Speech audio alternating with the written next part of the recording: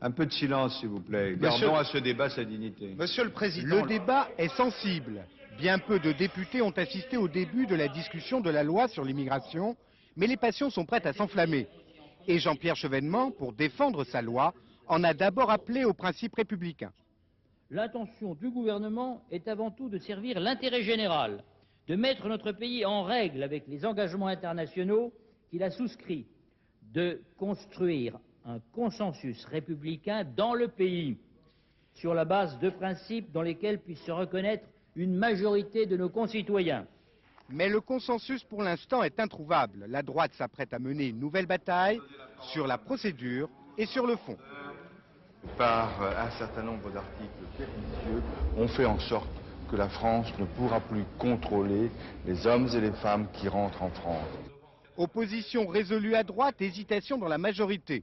Les Verts veulent voter contre la loi et les communistes s'interrogent. Je ne suis pas pour tout ou rien, j'ai toujours dit ça, mais je me refuse de fermer la discussion et de bloquer les choses aujourd'hui, même si la bataille va être difficile tout en étant fair-play. En principe, les députés ont 10 jours pour discuter. Plus de 1500 amendements ont été déposés. L'Assemblée s'installe dans le débat sur l'immigration. Il risque d'être long.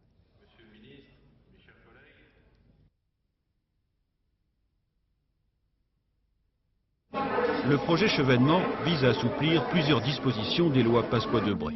Plus de certificats d'hébergement. Ils seront remplacés par une simple attestation d'accueil. Tout immigré qui dispose de solides liens familiaux sur le territoire devrait pouvoir bénéficier d'un titre de séjour. L'objectif consiste à favoriser le regroupement des familles. Le texte assouplit les critères de ressources des parents. Il abroge l'interdiction du regroupement partiel. Le projet impose l'obligation de motiver le refus d'un visa pour un étranger susceptible de pouvoir en bénéficier.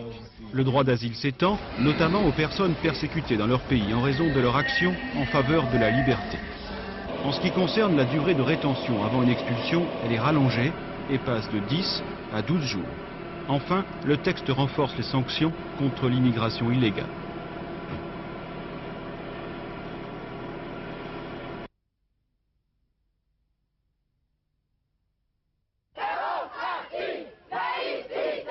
Ils sont sortis de leur lycée pour manifester leur colère dans les rues de Vitrolles. Leur cible, le proviseur de leur lycée, accusé d'être autoritaire et proche des élus du Front National, qui dirigent la ville. Il y a une élève qui a été renvoyée sans passer par le conseil de discipline. Quoi d'autre? Lors de la journée porte ouverte, elle a invité madame et monsieur Maigret, et quand monsieur Daillot il a voulu venir, elle a refusé.